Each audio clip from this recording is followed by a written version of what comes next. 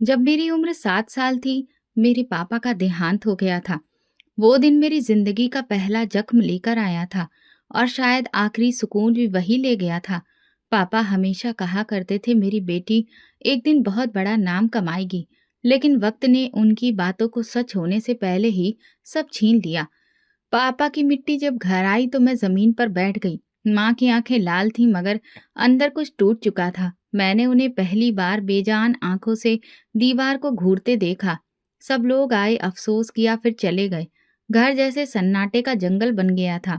कोई जवाब नहीं आता था। पापा के बाद सब कुछ बदल गया। चाचा, जो हर वक्त हंसते थे, अब हमें देखकर नजरें चुरा लेते।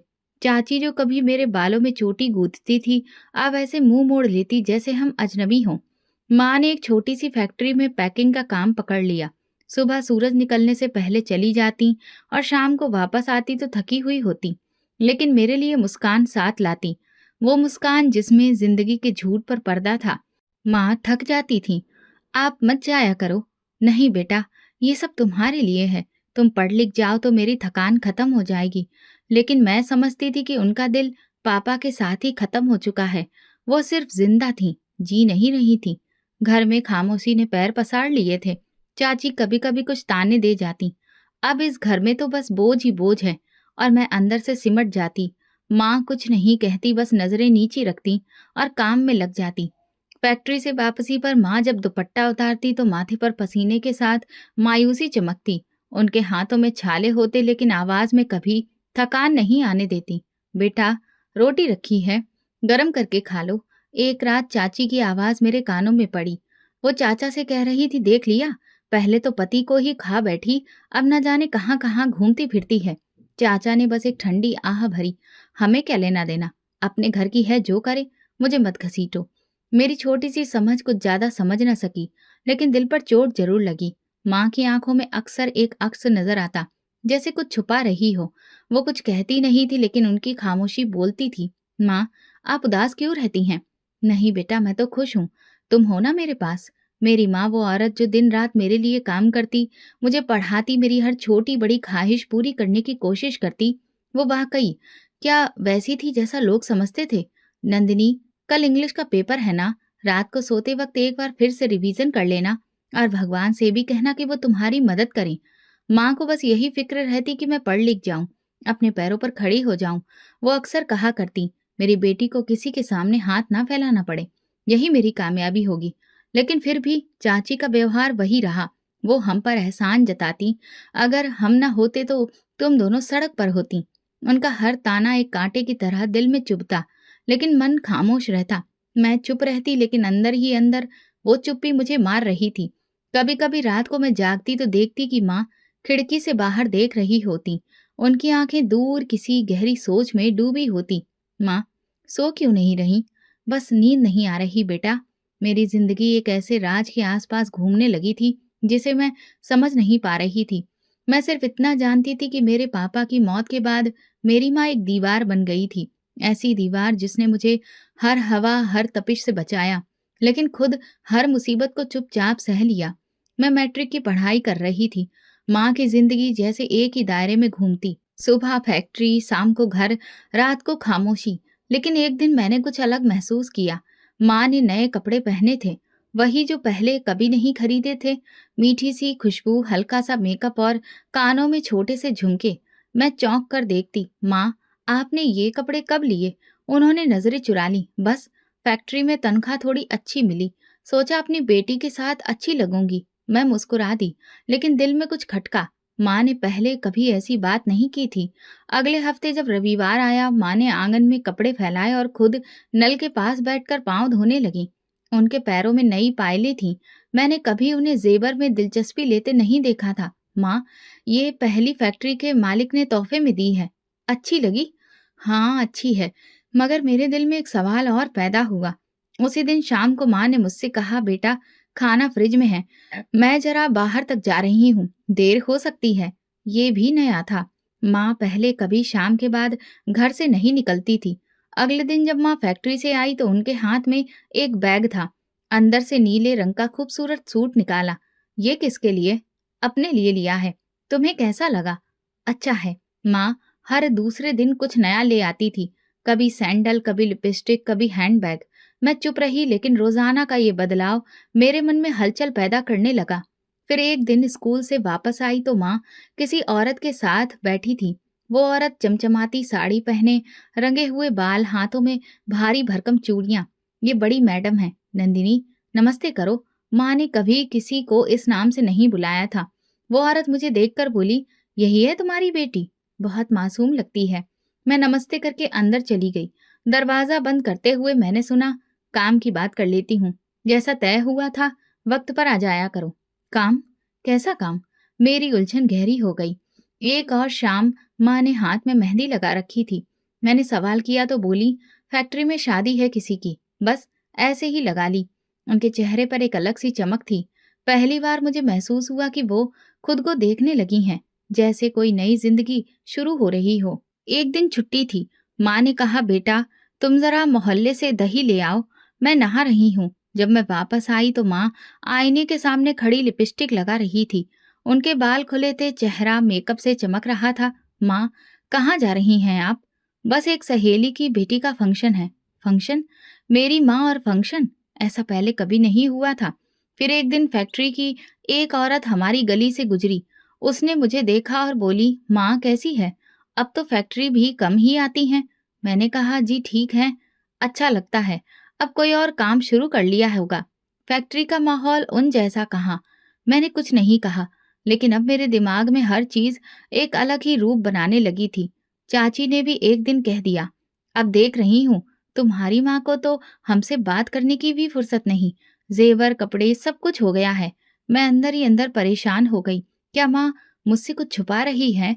वाकई उनकी जिंदगी में कोई नया मोड़ आ गया है। माँ की आदतों में धीरे धीरे वो सब बदलाव आ रहे थे जो पहले कभी नहीं देखे थे। महंगे टॉप, सिल्की कपड़े, खुशबू और कभी कभार देर से आना। एक दिन माँ ने कहा, नंदिनी तुम अब बड़ी हो गई हो, कुछ बातें बड़ी उम्र में ही समझ आती हैं, बस मुझ पर भरोसा रखो। मैंने कहा, माँ मैं भरोसा करती हूँ, बस डर लगता है आप कहीं खो न जाएं। उन्होंने मेरे माथे पर हाथ फेरा। मैं कहीं नहीं जा रही, हमेशा तुम्हारे साथ हूँ। लेकिन मैं जानती थी वो मेरे साथ नहीं, किसी और के साथ भी जुड़ी हुई हैं। कोई राज, कोई ऐसी बात जो वो बात बता नहीं रही थी। उसी दिन स्कूल से वापस आई तो गली के नुक्कड़ पर काफी ज्यादा शोर सुनाई दे रहा था। जैसे ही घर के दरवाजे पर पहुंची, आवाज तेज हो गई। तो समझती क्या है अपने आप को, ये शरीफों का मोहल्ला है। चाची की चीख थी। दरवाजा खोला तो सामने आंगन में चाची और माँ आमने सामने खड़ी थी।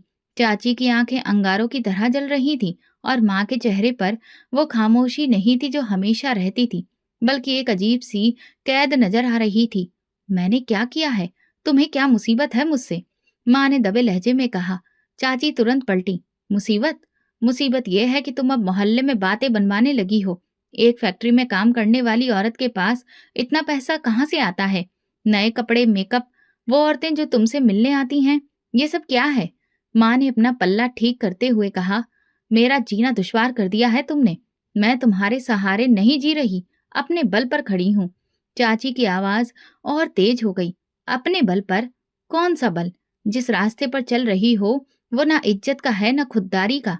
मैं कुछ लम्हों तक दंग रह गई, फिर पास जाकर कहा, चाची क्या हो रहा है? चाची ने मेरी तरफ इशारा करके कहा, नंदिनी तुम जवान हो गई हो, आंखें खोलो। तुम्हारी माँ अब वो नहीं रही जो तुम समझती हो। मोहल्ले की औरतें बातें करती हैं, तुम्हारी माँ गंदी जगह पर जाती है और ये सब चीजें वहीं से आती हैं। माँ ने मेरे सामने हाथ जोड़ लिए। बस करो, नंदिनी के सामने मत बोलो। चाची पीछे नहीं हटी। मैं अब चुप नहीं रहूंगी। तुम्हें लगता है ये मोहल्ला अंधा है? सब जानते हैं तुम कहाँ जाती हो, किसके साथ जाती हो, और अब ये सब अपनी बेटी को भी सिखाओगी? माँ ने कुछ नहीं कहा, बस अंदर चली गई। मैं पीछे गई, लेकिन उन्होंने दरवाजा बंद कर लिया। कमरे में खामोशी थी, सिर्फ सांसों की आवाज सुनाई दे रही थी। मैं पलटी तो चाची वहीं पर खड़ी थी। सख्त लहजे में बोली, याद रखना नंदिनी, तुम्हारी माँ तुम्हें भी इसी रास्ते पर लगा देगी। ये औरत अब अच्छी नहीं रही। शाम तक माँ कमरे से बाहर नहीं आई। मैंने कई बार दरवाजा खटखटाया, जवाब नहीं मिला। अगली सुबह जब स्कूल जाने लगी तो माँ ने बिना मेरी तरफ देखे बस इतना कहा, बेटा किसी की बातों पर ध्यान मत दो, मैं तुम्हारी माँ हूं और हमेशा रहूंगी। मैं कुछ ना बोली। दिल में सवाल थे मगर शब्द नहीं थे। कई दिन ऐसे ही गुजरे। मोहल्ले की औरतें मुझे देखकर बातें करती, कभी हंसती, कभी तरस भरी नजरों से देखती। एक दिन स्कूल से आते हुए रानी आंटी ने बुला लिया। नंदिनी बेटा, तुमसे कुछ कहना था। तुम्हारी माँ अच्छी औरत है, लेकिन दुनिया अच्छी नहीं है। इस रास्ते से बचो, वरना बहुत कुछ खो दोगी। मैंने नजरें झुका ली। आंटी, मुझे कुछ समझ नहीं आता, उन्होंने धीरे से कहा। कभी माँ का पीछा कर लेना तो खुद पता चल जाएगा। उस रात मुझे नींद नहीं आई। माँ आकर मेरे पास बैठ गई। तुम परेशान हो? मैंने सर हिलाया। लोग बहुत कुछ कह रहे हैं माँ। उन्होंने मेरे सर पर हाथ फेरा। लोगों का काम है कहना, तुम बस अपने दिल की सुनो। लेकिन मेरा दिल अब शोर मचाने लगा था। जो सवाल कभी दबे दबे से थे, अब चीखने लगे थे। चाची का इल्जाम, मोहल्ले की बातें और माँ की खामोशी, सब कुछ उलझता जा रहा था। एक शाम चाची ने मुझे बुलाया। माँ किसी काम से बाहर गई हुई थी। मैं किचन में रोटियां पका रही थी। चाची ने कहा, नंदिनी जरा मेरे साथ आओ, कुछ बात करनी है। मैं चुपचाप उनके साथ चली गई। वो मुझे छत पर एक कोने में बिठाकर बोली, देखो बेटा, मैं तुम्हारी दुश्मन नहीं हूँ। मैं कुछ नहीं बोली, सिर्फ उनकी तरफ देखा। तुम अभी बच्ची हो, लेकिन तुम्हें पता होना चाहिए कि तुम्हारी माँ क्या कर रही हैं। जिसे तुम माँ समझ रही हो, वो अब सिर्फ माँ नहीं रही, वो औरत बन चुकी है। चाची, आप क्यों ऐसी बातें करती हैं? मेरी आवाज में डर था। उन्होंने गहरी सांस लेकर कहा, मैं तुम्हें वो सब कुछ बताने लगी हूँ जो शायद तुम्हें कोई और ना बताए। तुम्हारी माँ कोठे पर जाती है, वो जो मोहल्ले के नुक्कड़ पर बड़ा सा पुराना मकान है ना, वहीं। मैं चौंक कर उनकी तरफ देखने लगी। दिल जैसे जोर से धड़का। मैंने अपनी आंखों से देखा है, रंगीन साड़ी, घुंघरू, पान की खुशबू और वो सब लोग जिन्हें शरीफ लोग अपने घर में बैठने भी नहीं देते, वो सब तुम्हारी माँ के आस पास होते हैं। आपको गलतफहमी हुई है चाची, मैंने कमजोर लहजे में कहा। वो बोली, गलतफहमी? बेटा, ये मोहल्ला अंधा नहीं है, हर चीज देखी जाती है। तुम्हारी माँ फैक्ट्री नहीं जाती, वो अब दूसरा काम कर रही है। और तुम जानती हो वहां क्या काम होता है? मैंने नजरें झुका ली। उनके शब्द जैसे दिमाग में गूंजने लगे। मुझे लगा मैं बहरी हो जाऊंगी। एक औरत जब इज्जत की कमाई छोड़ दे और रास्ता बदल ले, तो उसकी चाल, उसकी बात, उसके कपड़े सब बदल जाते हैं। क्या तुमने नोट नहीं किया? तुम्हारी माँ पहले कैसी थी, अब कैसी है? मैंने और कुछ नहीं सुना। उठना चाहा तो उन्होंने मेरा हाथ पकड़ लिया। बेटा, तुम मेरी भतीजी हो, इसीलिए कह रही हूँ, वरना कल तुम भी इसी रास्ते पर चली गई तो क्या हम मुंह दिखाने के काबिल रहेंगे? तुम्हारी माँ ने अपने लिए जो किया वो ठीक है या गलत, भगवान जाने। लेकिन तुम अभी मासूम हो, तुम्हें बचाना हमारी जिम्मेदारी है। मैं झटक कर नीचे उतर आई।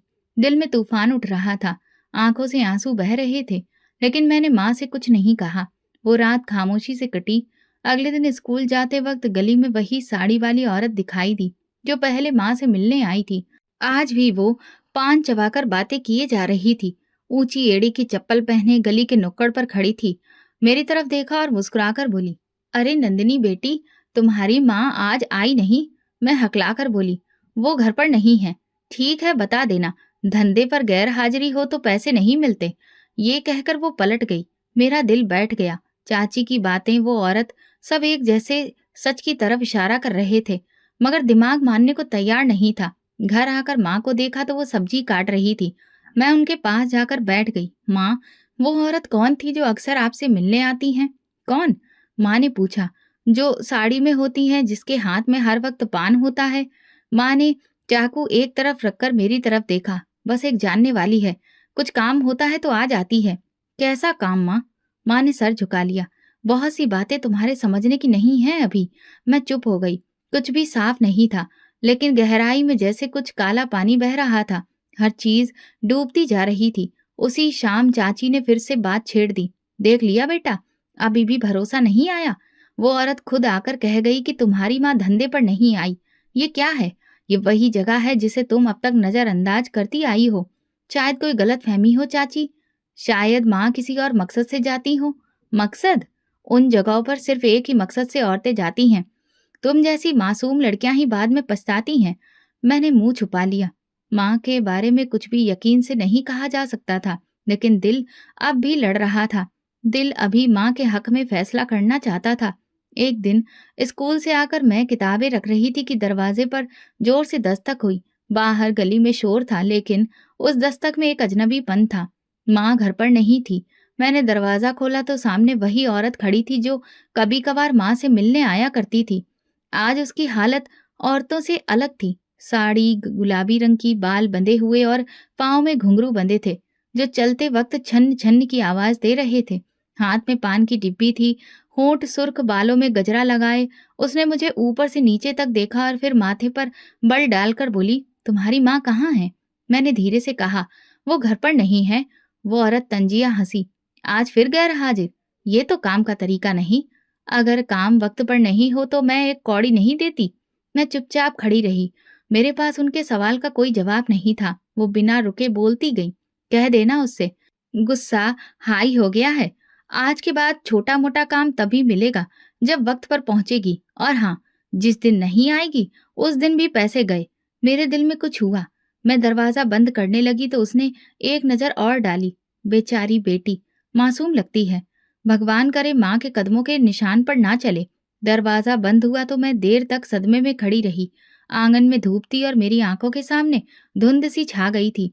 वो औरत, उसकी बातें, चाची की आवाजें सब एक साथ घूमने लगे। कुछ लम्हे के बाद मैं अंदर जाकर कुर्सी पर बैठ गई। किचन में सब्जी की खुशबू आ रही थी, जो माँ ने सुबह जल्दी में बनाई थी।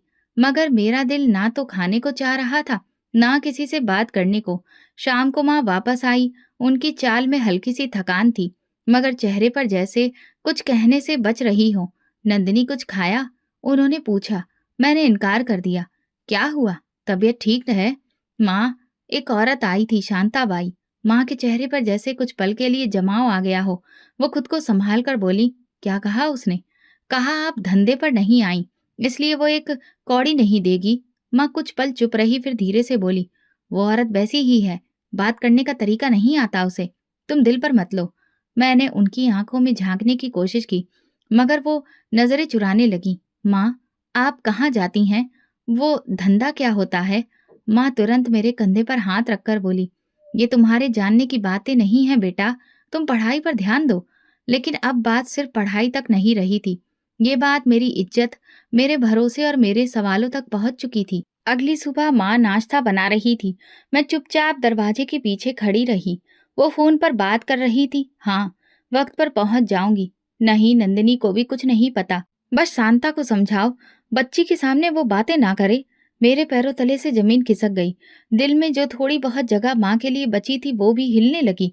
उस दिन मैंने चाची से कुछ नहीं सुना, लेकिन उनके तेवर जैसे जीत की खुशी में बदले हुए थे। वो मुझे देखकर बोली, अब तो खुद भी सुन लिया होगा, और कितना अंधी बनी रहोगी। मैं जवाब देने की कोशिश करने लगी कि चाची, शायद कोई और बात हो। बात? वो हंसने लगी। बात तो वही है जो हर कोठे बाली के आसपास घूमती है। अब तुम्हारी माँ भी वैसी ही है। दिन गुजरते जा रहे थे। माँ के व्यवहार में कुछ ज्यादा बदलाव नहीं था, लेकिन हर दिन कुछ न कुछ इशारा दे रहा था। कभी नए कपड़ों की थैली, कभी किसी अमीर औरत का फोन, कभी कुछ रकम जो फैक्ट्री की तनख्वाह से कहीं ज्यादा लगती। मैं उन्हें रात को खिड़की से बाहर देखती रहती। माँ कमरे में सोती रही और मेरे मन में सवालों की चिंगारी बढ़ती गई। जो कुछ शांताबाई ने कहा वो सिर्फ शब्द नहीं थे, वो मेरी दुनिया को चीर देने वाले तीर थे। और मैं खुद गहराइयों में डूब चुकी थी, जहां सच्चाई के साए भी धोखा लगने लगे थे। 2 दिन तक मैंने माँ से ज्यादा बात नहीं की, ना कुछ पूछा, ना उनकी तरफ ज्यादा देखा। मैं जानना तो सब कुछ चाहती थी, लेकिन डर भी लगता था कि अगर जो सच मैं सुनना नहीं चाहती वही निकल आया तो क्या होगा। लेकिन दिल में एक परत थी जो हर पल उखड़ रही थी। तीसरे दिन शाम को माँ ने मेरे लिए चूड़ियां खरीदी, नीले रंग की, वैसे ही जैसी बचपन में लाकर देती थी। तुम्हें पसंद आएंगी इसलिए ले आई। मैंने चूड़ियां हाथ में ली और कुछ देर अच्छी लगी, फिर उनकी तरफ देखा। कहाँ से लाई हो? बाजार से। बाजार तो सब कुछ बेच देता है, क्या आप भी खुद को बेच देती हैं? माँ का चेहरा एकदम सफेद पड़ गया। चूड़ियां उनके हाथ से गिर गईं। वो कुछ बोलना चाहती थी, लेकिन शब्द कहीं खो गए। माँ, आप कहाँ जाती हैं? वो औरत कौन है? आप धंधे पर जाती हैं? चाची कहती है आप कोठे पर जाती हैं। मैं खुद हर रोज कुछ ना कुछ देखती हूँ। आखिर सच क्या है? माँ सिर झुकाए खड़ी थी। खामोश क्यों है? जवाब क्यों नहीं देती? क्या सब कुछ सच है? माँ अभी भी चुप थी। मैंने वो चूड़ियां उनके कदमों में फेंक दी। मुझे नहीं चाहिए आपका पैसा, नहीं चाहिए आपकी खामोशी। यही गवाही दे रहा है कि सब कुछ सच है। माँ ने धीरे से कहा, नंदिनी, तुम नहीं समझोगी। आपने भी नहीं समझा है। अगर यही सब करना था तो मुझे बचपन में ही मार देती, गला घोट देती। ये इस मार से तो बेहतर होता जो मैं हर रोज सहती हूँ। माँ ने मेरी तरफ देखा, आंखों में कुछ कहने की इल्तिजा थी लेकिन वो बोली नहीं। बोलिए ना, क्या मैं ये सब झूठ सुन रही हूँ? क्या चाची झूठ बोल रही हैं? क्या वो औरत झूठ कहती है? माँ के होंठ हिले, लेकिन आवाज नहीं निकली। शायद उनके पास मेरे सवालों के जवाब नहीं थे, या शायद वो देना नहीं चाहती थी। मैं भड़क गई। आप जैसी औरत को माँ कहना भी शर्म की बात है। माँ की आंखों से एक आंसू गिरा, लेकिन उन्होंने कुछ नहीं कहा। वो पलटकर कमरे में चली गईं और दरवाजा बंद कर लिया। रात गए तक वो बाहर नहीं आईं। मैं आंगन में चुप बैठी रही। हर पल गुजरता रहा, मेरे अंदर कुछ टूटता रहा। कई बार ख्याल आया कि अंदर जाकर माफी मांग लूं। शायद मैं हद से बढ़ गई, लेकिन फिर चाची की बातें, औरतों की आवाजें, हर दिन की बातें मुझे अपनी जगह रोक देती थी। सुबह दरवाजे की आहट से आंख खुली। माँ दरवाजा खोलकर चुपचाप बाहर निकल गई। मैंने आवाज नहीं दी, बस उनके कदमों की आवाज को दूर जाते सुना। उस दिन मैं स्कूल नहीं गई। सारा दिन कमरे में बैठकर सोचती रही। दिल अजीब सी उलझन में था। दोपहर को जब आंगन में आई तो देखा माँ की चप्पल दरवाजे के पास थी। उनके कमरे में रामायण की किताब खुली रखी थी, जैसे जाने से पहले कुछ देर उसके साथ बैठी थी। मैं उनके बिस्तर पर जाकर हाथ फेरा तो वो भी हल्का गर्म था। मैं बैठ गई और वो सब याद करने लगी जो माँ ने मेरे लिए किया। मेरे स्कूल की फीस, नए कपड़े, मेरे लिए दिन रात काम करना। फिर मन में वो मंजर आया जब उन्होंने कहा था, मैं तुम्हारे लिए कुछ भी कर सकती हूँ। तो क्या वो वाकई कुछ भी कर रही थी? शाम को जब वो वापस आई तो मैं दरवाजे पर खड़ी थी। उन्होंने मेरी तरफ देखा, आंखों में थकान और सवाल दोनों थे। कुछ खाया? मैंने इनकार में सिर हिलाया। नहीं। खा लो, भूखे रहने से दिल नहीं भरता। मैं चुप रही। उनके चेहरे पर वही पुरानी नमी थी, लेकिन अब मैं उनकी नरमी के पीछे की सच्चाई जानना चाहती थी। आज नहीं, शायद कल, लेकिन अब सवाल का जवाब चाहिए। उन्होंने मेरे सिर पर हाथ रखा। तुम मेरी बेटी हो नंदिनी, मैं तुम्हें कभी दुख नहीं दूंगी। बस इतना याद रखना। मैंने कुछ नहीं कहा, लेकिन दिल में वो लम्हा ठहर गया जब मैंने उन्हें कहा था, मार देती तो बेहतर था। वो शब्द अब मेरे दिल पर बोझ बन चुके थे। कमरे में आकर आईने में देखा तो खुद से नजरें नहीं मिला पाई। सॉरी। मैं जानती थी वक्त आ गया है कि मैं सच खुद तलाश करूं। खामोशी अगर गुनाह है तो मैं खुद गवाह बनना चाहती हूँ, और अगर वो बेगुनाह है तो मैं खुद उनकी बेगुनाही का सबूत बनूंगी। उस रात के बाद मेरे अंदर कुछ बदल गया था। मुझे एहसास हो गया था कि शक की आग में जलते रहने से बेहतर है कि सच का सामना किया जाए। अब मैं खुद अपनी आंखों से देखना चाहती थी कि माँ कहाँ जाती है, किससे मिलती है, और उनके बारे में जो कुछ कहा जा रहा है उसमें कितनी सच्चाई है। अगले दिन माँ ने सुबह जल्दी नाश्ता बनाया और किचन में मुझे आवाज दी, नंदिनी, रोटी गरम कर लेना, मैं जरा काम से जा रही हूँ। मैंने सिर हिलाया। दरवाजा बंद होने की आवाज सुनते ही मैं चुपके से कमरे में गई, दुपट्टा उठाया, जूते पहने और दरवाजे से बाहर निकल गई। माँ गली से मुड़ चुकी थी, लेकिन उनके कदमों की रफ्तार का मुझे अंदाजा था। मैं थोड़ा दूर रहकर उनका पीछा करने लगी। वो मोहल्ले के आखिरी कोने से निकलकर मेन सड़क पर आ गई। मैंने 2-3 बार खुद को दुकानों के पीछे और मोड़ों पर छुपाया ताकि वो मुझे देख ना ले। वो एक रिक्शा में बैठी और मैं तुरंत पास के रिक्शे में बैठकर पीछे चल पड़ी। कुछ ही देर में हम शहर के पुराने हिस्से में दाखिल हो गए। यहाँ गलियां तंग थीं, मकान खस्ता, लेकिन कुछ बिल्डिंग्स पर चमकते हुए बल्ब और रंग-बिरंगी रोशनियां साफ बता रही थी कि ये कोई आम इलाका नहीं। माँ ने रिक्शे से उतरकर एक गली का रुख किया। मैं थोड़ा पीछे रुकी और रिक्शा वाले को पैसे देकर तेजी से उनके पीछे चल दी। वो एक बड़े दरवाजे के पास जाकर रुकी थी, जिसके ऊपर लकड़ी का पुराना सा बोर्ड लगा हुआ था। मैंने खुद को एक खंबे के पीछे छुपा लिया और वहां खड़ी हो गई।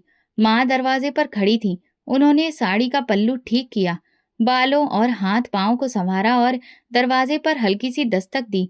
कुछ ही पलों में दरवाजा खुला और माँ अंदर चली गई।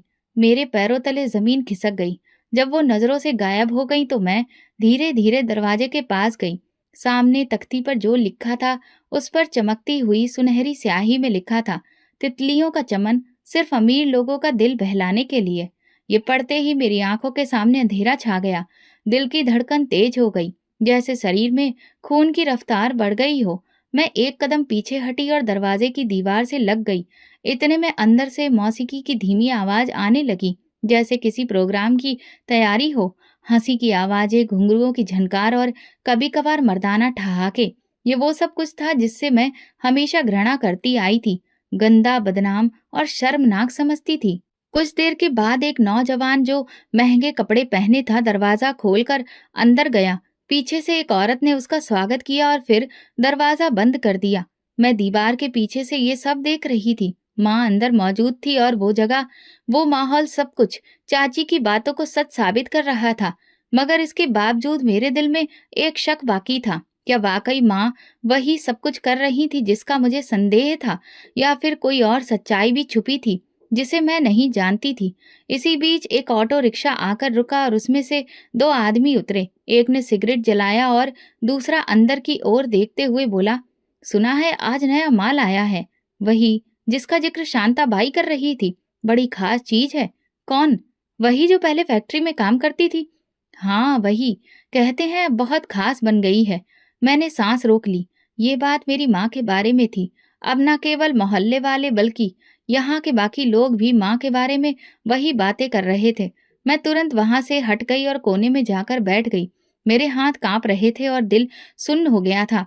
आंखों के सामने माँ का अंदर जाना बार बार घूम रहा था। दिमाग तो वापस आ चुका था मगर दिल अभी भी बेचैन था। उस रात नींद मुझसे कोसों दूर थी। तख्ती पर जो लिखा था वो मेरी आंखों में छप चुका था। अब मेरे पास खामोशी का कोई बहाना नहीं था। मैंने सच देख लिया था। अब केवल सच्चाई का सामना करना बाकी था। अगले दिन मेरे मन में कुछ और ही चल रहा था। जो कुछ कल देखा था उसने मेरी सहनशीलता की सीमा छू ली थी। मगर एक हिस्सा अब भी कह रहा था, शायद अंदर कुछ और हो। शायद माँ मजबूरी में वहां गई हो, शायद कोई कारण हो। लेकिन अब ये तसल्ली मुझे संतोष नहीं दे पा रही थी। मैंने फैसला किया कि एक बार फिर खुद जाकर देखूंगी, और इस बार कुछ भी छुपा नहीं रहेगा। माँ आज फिर सुबह सवेरे तैयार होकर गई। साड़ी, चूड़ियां, हल्की खुशबू और बालों में गजरा। वो खुद को हर मुमकिन हद तक संवार चुकी थी। मैं काम से जा रही हूँ, देर हो सकती है। तुम खाना खुद गर्म कर लेना। ठीक है जी, मैंने जवाब दिया। उनके बाहर निकलते ही मैं तुरंत उनके पीछे चल पड़ी। उसी रास्ते पर जहाँ कल देखा था, पुराना इलाका, वही बड़ा सा दरवाजा। मैं एक दुकान के पीछे छुप गई और कुछ देर तक सब देखती रही। कुछ ही पलों में दरवाजा खुला और माँ अंदर चली गई। मैं पास ही बैठ गई। वक्त गुजरता गया। शाम की रोशनी धीरे धीरे धुंधली होने लगी। कुछ ही देर में दरवाजा फिर खुला। इस बार माँ बाहर आई। उनके साथ दो मर्द थे, दोनों महंगे कपड़ों में, ब्रांडेड घड़ी और चश्मा पहने। उनके अंदाज से साफ लग रहा था कि यही वो अमीर लोग हैं जिनके लिए ये कोठी चलाई जाती है। मैं दीवार की ओट से झांक रही थी। माँ उन दोनों से बातें कर रही थी, जैसे कोई पुरानी जान पहचान हो। उनमें से एक ने हंसकर कुछ कहा तो माँ ने भी हल्के अंदाज में मुस्कुराकर जवाब दिया, बस कल वाली बातें काफी थी। अब आगे का बंदोबस्त तुम करो। फिक्र मत करो, सब हो जाएगा। तुम तो जानती हो हम तुम पर भरोसा करते हैं। भरोसा ही तो सब कुछ है, माँ ने कहा और हाथ के इशारे से कुछ समझाया। मैंने आंखें बंद कर ली। मेरी माँ दो मर्दों के साथ एक ऐसी जगह पर खड़ी थी जहाँ इज्जत की नहीं, कीमत की कद्र होती है। उनके होठों पर मुस्कान थी और अंदाज में ऐसा आत्मविश्वास था जैसे वो इस दुनिया का हिस्सा बन चुकी हों। मैं एक झटके से पलटी और वहां से तेजी से निकल गई। रास्ते में मेरे कदम कहाँ जा रहे थे मुझे कुछ भी होश नहीं था। दिल जैसे एक साथ सैकड़ों टुकड़ों में टूट गया हो। मैं हर लम्हा प्रार्थना करती रही, काश जो देखा वो सपना होता या कोई गलतफहमी। लेकिन सब कुछ इतना सच था कि अब झूठ की कोई गुंजाइश नहीं रही। घर पहुंची तो दरवाजा बंद किया और सीधे अपने कमरे में जाकर लेट गई। सब कुछ मन में चल रहा था। रात काफी हो चुकी थी।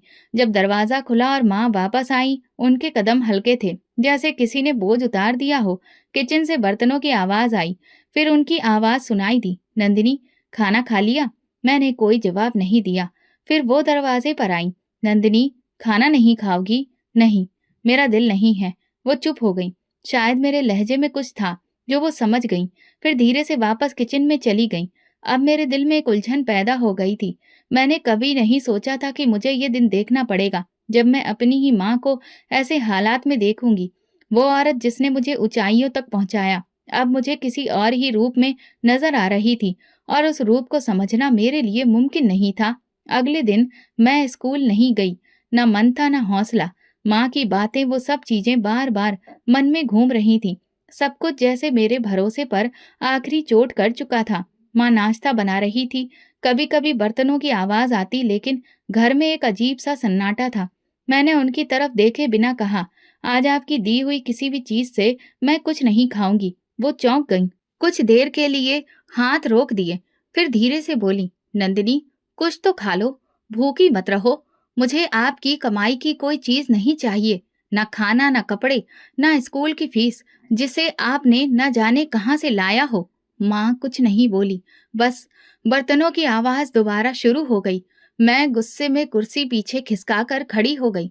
आपको जो करना था कर लिया, अब मेरे लिए बस इतना करें कि मेरे करीब मत आइए। वो मेरी तरफ पलटी, आंखों में नमी थी मगर जुबान खामोश। मैं तुम्हारी माँ हूँ नंदिनी। माँ वो होती है जो अपनी औलाद को इज्जत दे, शर्मिंदगी नहीं। मुझे नहीं चाहिए ऐसी माँ जो दूसरों के कदमों में बैठी हो। वो एक कदम आगे बढ़ी, लेकिन मैं पीछे हट गई। बस, अब मुझे आपसे कुछ नहीं सुनना। आपने मेरी जिंदगी बर्बाद कर दी है।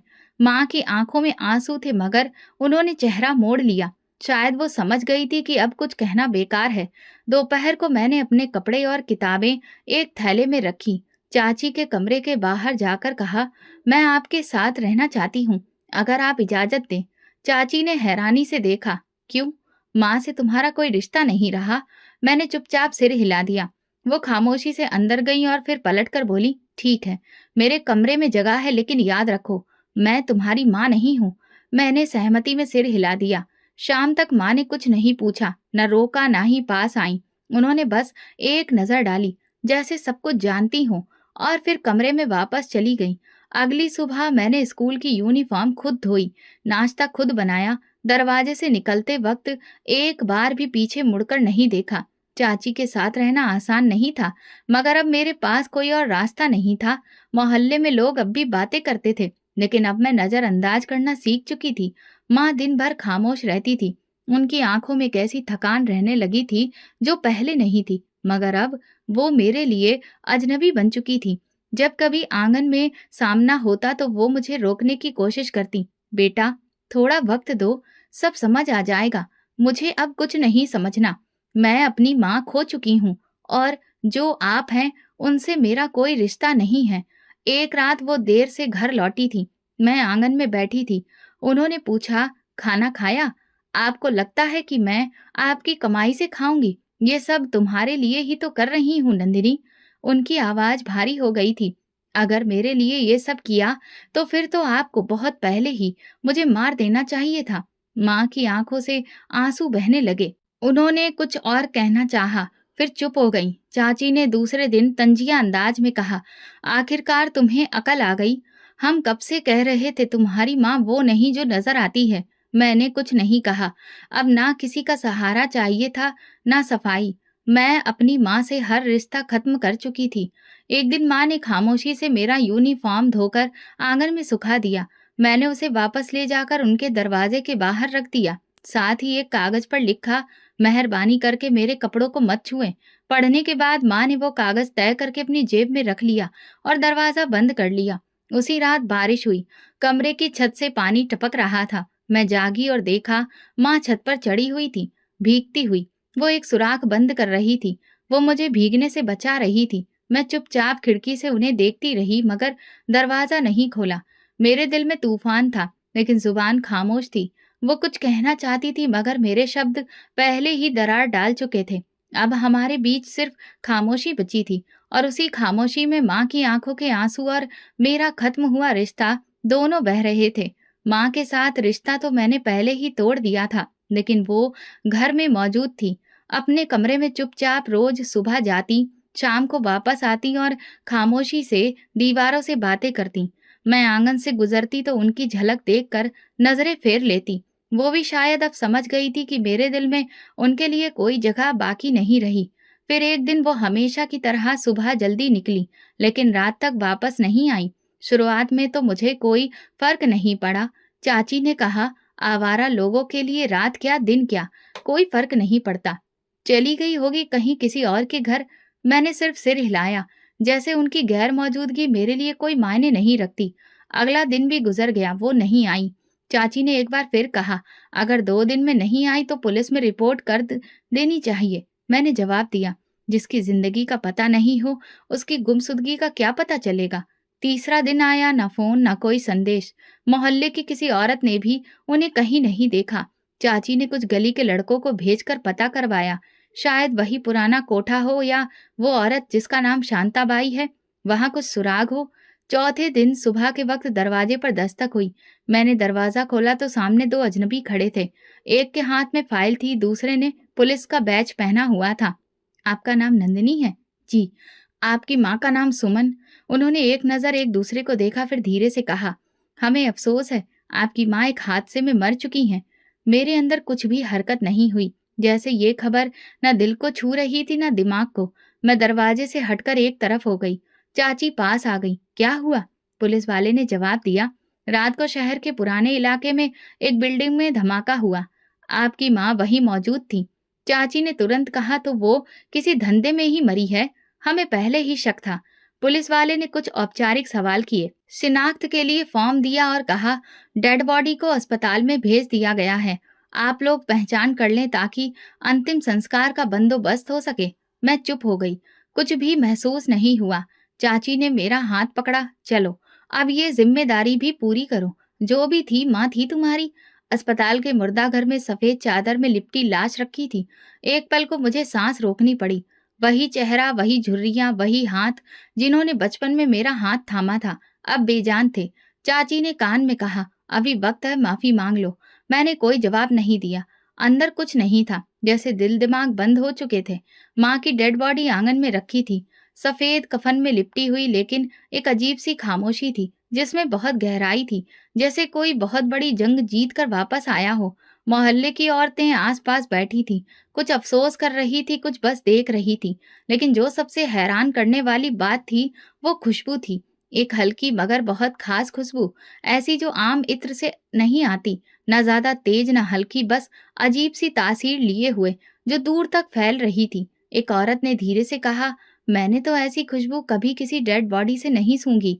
बाकी कुछ लोग जो हमेशा ताने देते थे आज चुप थे। किसी ने कहा, पता नहीं हमने इस औरत के बारे में क्या कुछ नहीं कहा, लेकिन अब तो भगवान खुद गवाही दे रहा है। चाची का चेहरा सफेद पड़ चुका था। वो बार बार मेरी तरफ देखती, जैसे कुछ पूछना चाहती हो कि ये सब क्या हो रहा है। मैं नजरें झुका ली, क्योंकि मेरे पास भी कोई जवाब नहीं था। दोपहर तक आंगन में लोग जमा हो गए, कुछ जानने वाले, कुछ मोहल्ले वाले और कुछ वो जिन्हें मैंने पहले कभी नहीं देखा था। उनके कपड़े, अंदाज और व्यवहार से लग रहा था कि वो आम लोग नहीं हैं। फिर गली के मोड़ पर अचानक गाड़ियों का एक बड़ा काफिला दिखाई दिया। फौजी गाड़ियां, झंडे और यूनिफॉर्म पहने हुए बड़े बड़े अफसर तेजी से घर के दरवाजे तक पहुंचे और आंगन में आ गए। उनके आने पर सब लोग हैरान थे। किसी ने कहा, ये क्या माजरा है? आर्मी के लोग यहाँ पर क्यों आए हैं? लेकिन अगला मंजर सबको और ज्यादा हैरत में डाल गया। एक अफसर आगे बढ़ा, डेड बॉडी के पास आया और बाकायदा सलामी दी। उसके पीछे खड़े बाकी फौजियों ने भी एक साथ सलामी दी। आंगन में पूरी तरह से खामोशी पसर गई। मैं पत्थर सी खड़ी थी। चाची का हाथ मेरे बाजू पर आकर टिक गया। वो खुद को सहारा दे रही थी। किसी ने कहा, क्या ये वही सुमन है, नंदिनी की माँ? अफसर ने कुछ लम्हों के इंतजार के बाद मुझसे पूछा, क्या आप नंदिनी हैं? हाँ। आपकी माँ के बारे में कुछ बातें करनी है, अगर आप इजाजत दें। मैंने सिर हिलाया। अफसर ने गहरी सांस ली, फिर सबके सामने बोलना शुरू किया। सुमन जी हमारी खुफिया एजेंसी में काम करती थी। उनका मिशन बेहद नाजुक था। वो एक ऐसे नेटवर्क के अंदर काम कर रही थी जो देश के खिलाफ साजिश कर रहा था। इस मिशन के दौरान वो कई बार अपनी जान खतरे में डाल चुकी थी। लोग एक दूसरे को देखने लगे। अफसर ने अपनी बात को जारी रखा। उनकी पहचान हमेशा छुपी रही, यहाँ तक कि उनके अपने करीबी भी उनकी सच्चाई से अनजान थे। लेकिन जो कुर्बानी उन्होंने दी, उसकी जितनी तारीफ की जाए कम है। कल रात के हादसे में उन्होंने अपनी जान देकर कई और जानें बचाई हैं। मेरी चाची के मुंह से अचानक निकला, हे भगवान, हमने तो समझा था कि। अफसर ने बात काटते हुए कहा, हम जानते हैं उनकी जिंदगी आसान नहीं थी, मगर वो जो कुछ भी कर रही थी वो वतन के लिए था। हमें गर्व है कि वो हमारे साथ थी।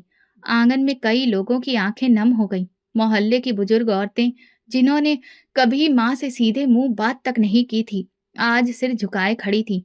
अफसर ने मुझसे कहा, आपकी माँ ने आपके लिए एक चिट्ठी छोड़ी थी जो हमें आप तक पहुंचानी थी। मैंने चिट्ठी को पकड़ा और मेरे हाथ कांप रहे थे। फौजी कुछ देर बाद खामोशी से वापस चले गए, लेकिन उनके जाने के बाद जो सुकून आंगन में छा गया, वो पहले जैसा नहीं था।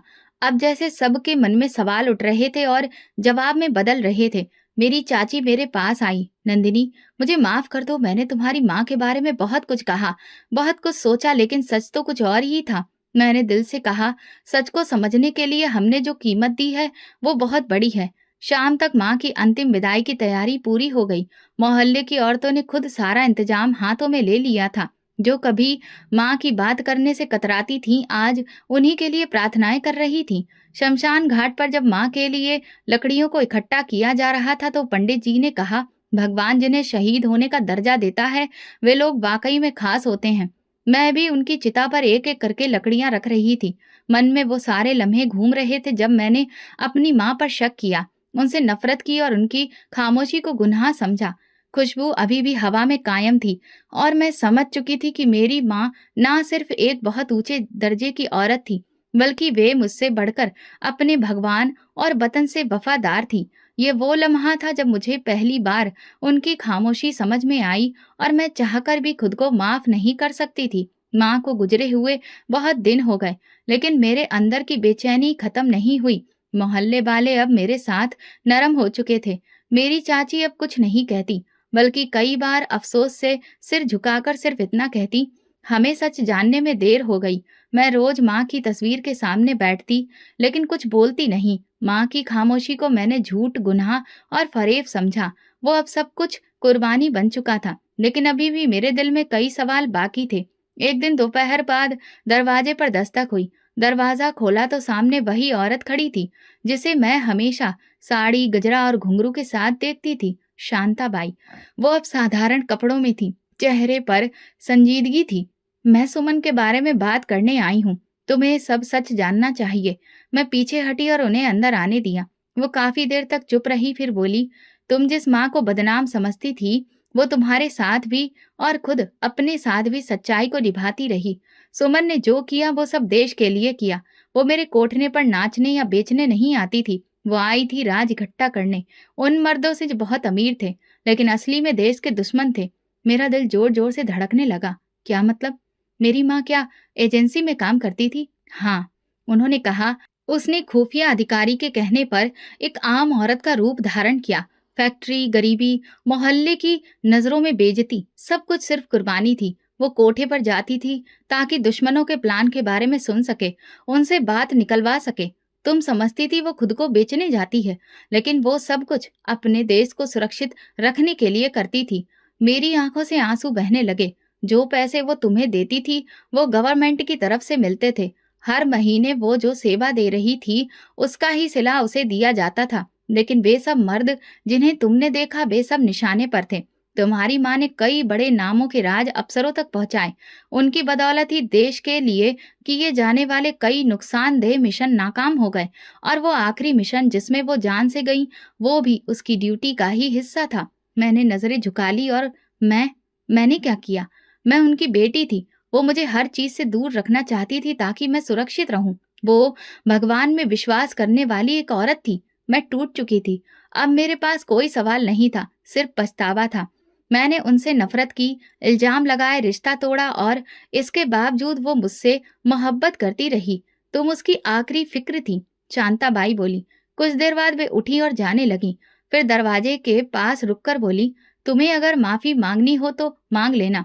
वो तुम्हारे आस पास ही है, अभी भी तुम्हें देख रही है। मैंने सिर हिलाया। मैं एक बार फिर अपनी माँ की तस्वीर लेकर बैठ गई थी। मुझे माफ कर दो माँ, मैं तो आपको पहचान ही नहीं सकी।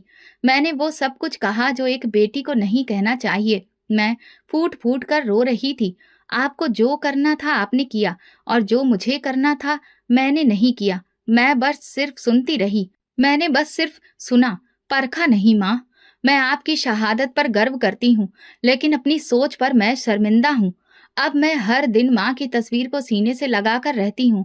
उनकी तस्वीर को मैंने मंदिर में रखा है। भगवान के साथ साथ मैं उनकी भी पूजा करती हूँ, फूल लाती हूँ और दिल में बातें करती हूँ। हर बार बस एक ही आवाज आती है मन में, अब जान चुकी हूँ, आप जैसी थी वैसी कोई नहीं थी। इस कहानी से हमें ये सबक मिलता है कि किसी के बारे में फैसला करने से पहले उसका सच जानना ज़रूरी है। जो हमें दिखता है, हमेशा सच्चाई वही नहीं होती और खामोशी में भी कुर्बानी छुपी हो सकती है। तो दोस्तों, अगर आपको हमारी कहानी पसंद आई हो तो कमेंट करके ज़रूर बताएँ। वीडियो को लाइक करें और ज़्यादा से ज़्यादा शेयर करें। अगर आप चैनल पर नए हैं तो सब्सक्राइब ज़रूर करें और नोटिफ़िकेशन बेल दबाएँ ताकि अगली अपडेट सबसे पहले आपको मिले। धन्यवाद।